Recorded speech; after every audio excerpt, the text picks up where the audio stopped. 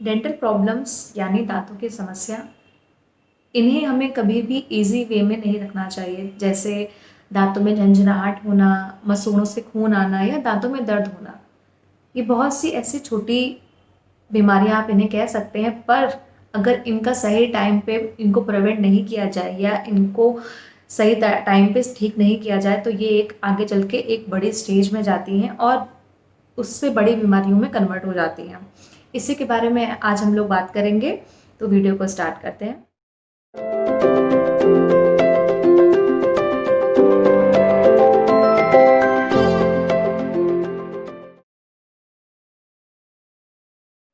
Hi everyone, welcome back to my channel doctor Shivani's dream life. और मैं हूं doctor Shivani Singh. I am a dental surgeon और आज मैं आपके सामने लेके आई हूं the most common dental problems facing by the people.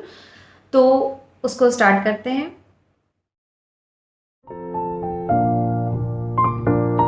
सबसे पहले हम लोग क्या सोचते हैं, सबसे पहले डेंटल प्रॉब्लम्स दांतों में क्या आती है?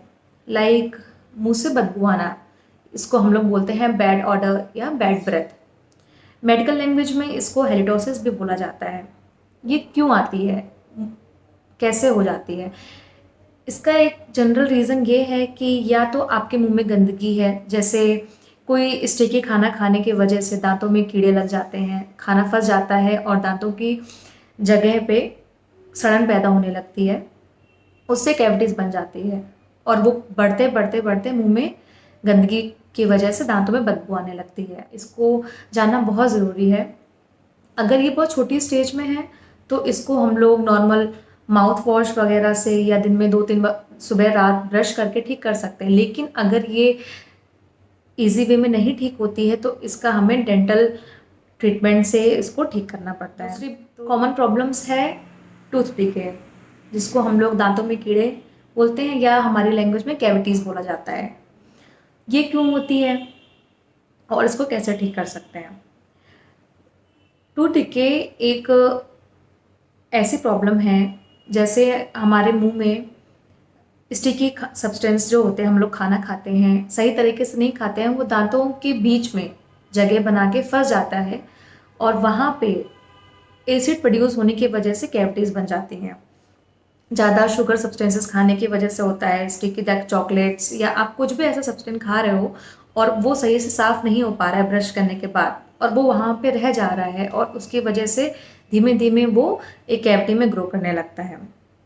ये कोई भी एज में हो जाता है, ज़रूरी नहीं कि बच्चों को ही होता है या बूढ़ों को ही होता है या मिडिल एज में होता है। ये बच्चों को भी हो सकता है और हमारे जैसे एज में भी हो सकता है और एक प्रॉपर एडल्ट एज में भी हो सकता है।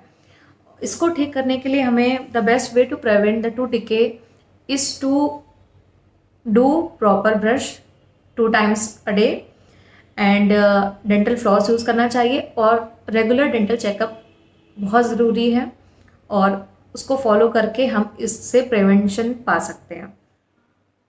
Next, third most common problem क्या है? गम डिजीजेस, जिसको हम लोग पेरिडोंटल डिजीज भी बोलते हैं। ये क्यों होती है और उसको कैसे प्रिवेंट कर सकते हैं?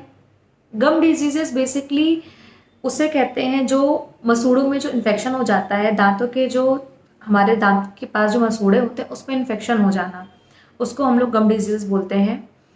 और ये क्यों होता है, इसके सिम्टम्स क्या होते हैं? सिम्टम्स है कि जैसे दांतों में आप ब्रश करते टाइम खून निकलता है, मुंह से स्मेल भी आने लगती है और दांतों का ढीला होना, जिससे टूथ लॉस भी हो सकता है।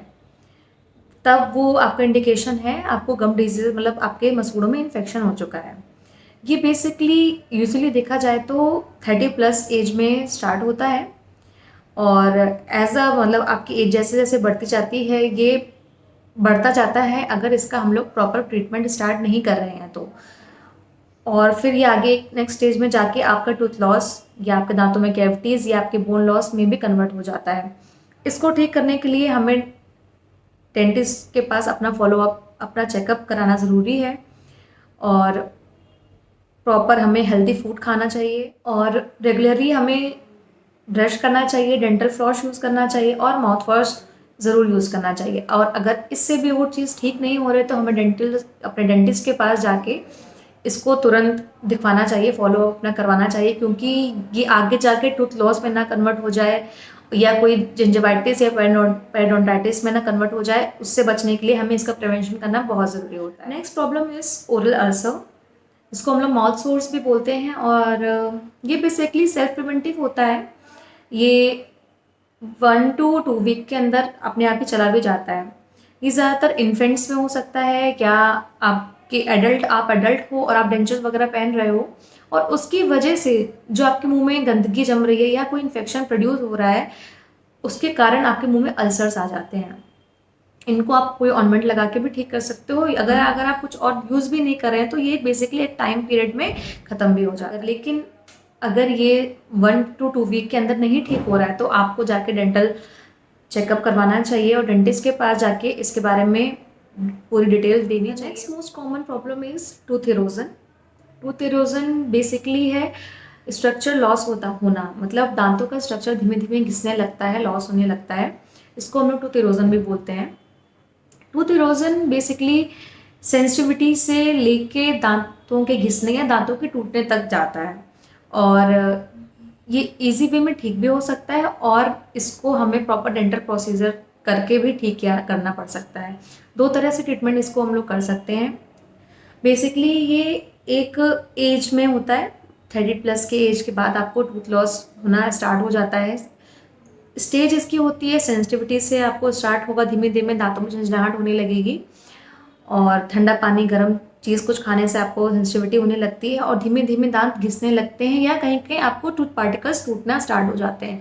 इसके लिए भी आपको डेंटिस्ट के पास जाके अपना प्रॉपर ट्रीटमेंट स्टार्ट करना बहुत ज़रूरी है एक स्टेज पे, नहीं तो ये आपका प्रॉपर टूथ लॉस में कन्वर्ट हो जाता है। Next most common problem is tooth sensitivity, दांतों में झंझनाहट।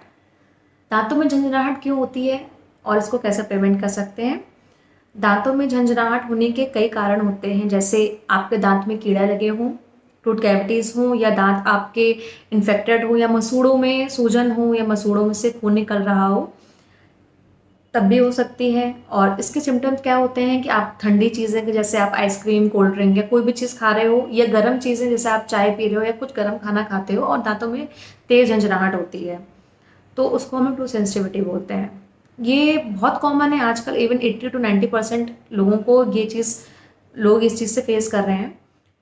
और जो सेंसिटिविटी है आपके टूथ में, ये एक स्टेज में बढ़ती है, कम नहीं होती है। आप इसको टूथपेस्ट वगैरह यूज़ करके या माउथ वॉश यूज़ करके आप इसको कम कर सकते हो, लेकिन आप हमेशा के लिए इसको ख़त्म नहीं कर सकते हैं, और ये आगे जाके आपके टूथ लॉस में या आपके माउथ इन्फेक्शन पे या गम इन्फेक्शन पे कन्वर्ट भी हो जाती है। उसके लिए मैं आपको सजेस्ट करूँगी कि आप डेंटिस्ट के पास जाके इसको क्योर करने के लिए और प्रिवेंशन के लिए इसको ज़रूर दिखाएं और इसका ट्रीटमेंट स्टार्ट करें। So this is the few most common dental problems facing by the people, और इसको मैंने आपके सामने डिस्कस किया है।